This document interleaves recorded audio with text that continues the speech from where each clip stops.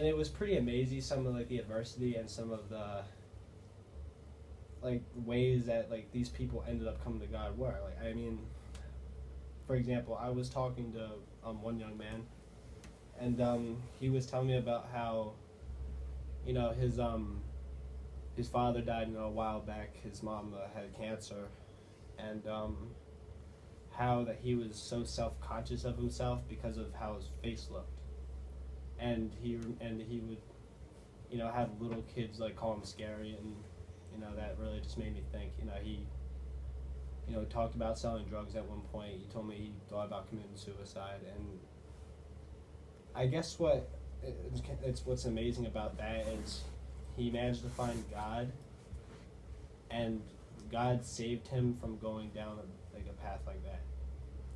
And you know, you see stories like that, and you see how God has affected it, like many other people, you know, at Basilea's lives. And it's just amazing because we all are able to come together for one like special purpose. I mean, you know, everyone has a story that, you know, like many people don't know about, and it's just, you know, some people are hesitant to talk about it, and then other people, you know, are a little bit more open.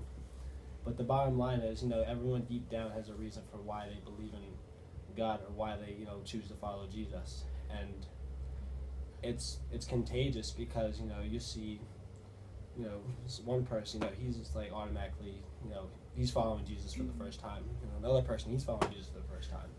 You know, then you get like you see this happen like everywhere. Then you see everyone having spiritual conversations with other people, and it's just it's just so amazing because when you're back at home, you don't really get that, but when you're here, you have hundreds of people think like that, and so, you know, it's an atmosphere where you can hear all kinds of you know, all kinds of different convictions, all kinds of different ways as to how God gave them a reason for why they're here. And so then there's and then there's also, I thought it's powerful too, because it's powerful how I had people pray for me that I didn't even know were praying for me. You know, it was like for example, it was, I remember yesterday, it was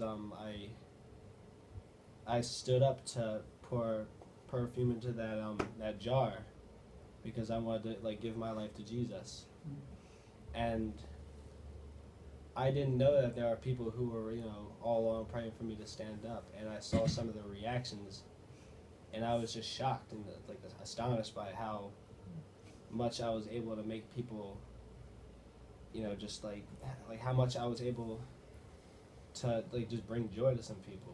You know, I was able to just come to that and like find the courage to stand up for something that I believe in, and because I'm sorry, but it's a good thing. But it's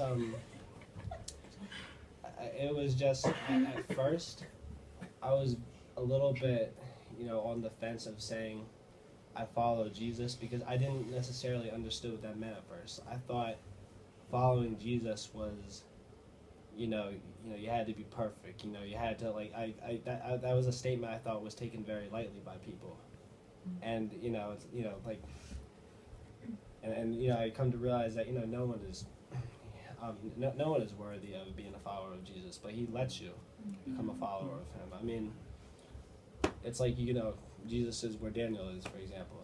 Like, you know, you follow you follow Jesus. You know, the path might be wobbly, you know, but like you're still following Jesus. Yeah. So and then I guess it's also inspiring too, or because I mean, what Basilea has inspired from it, like it.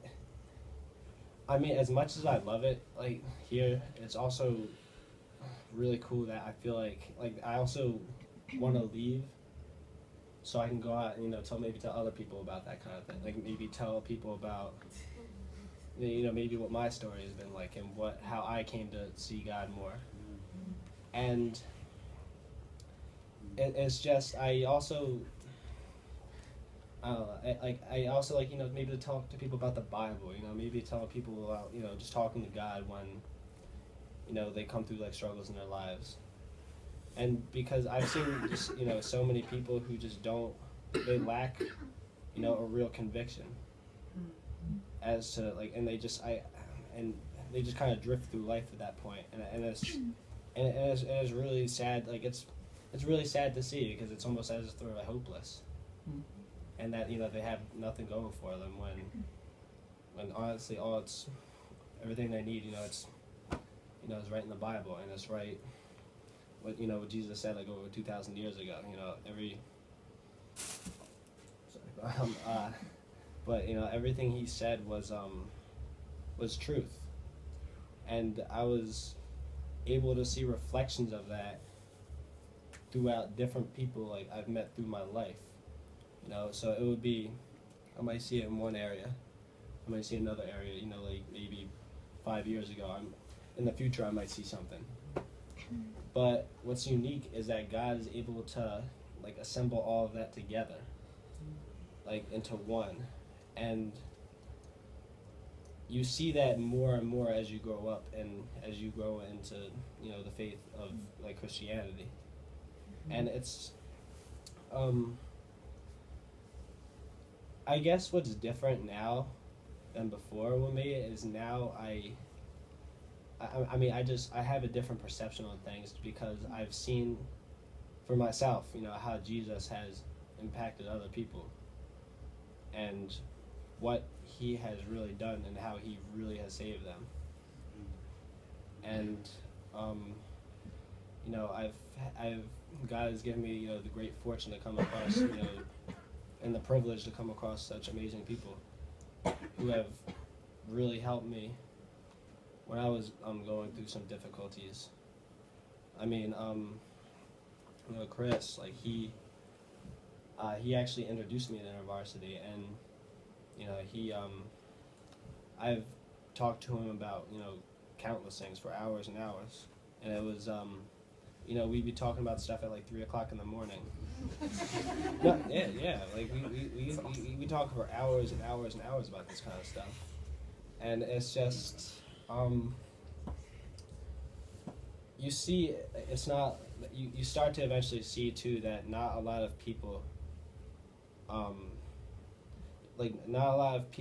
have much faith anymore because of something that might have happened to them in the past, and they might lose. They just at that point they just don't understand why they should anymore.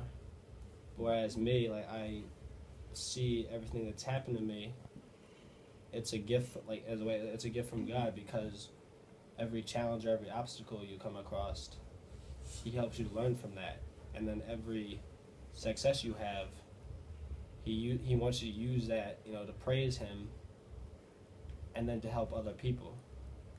So it's pretty much everything he does, it's always for you. And he everything happens for a reason. Like the people you come across, it's not you come across people of faith. It's not like they're just there by accident. No, he puts them for you on purpose. He just he has really saved me in ways that I never thought I would understand until now.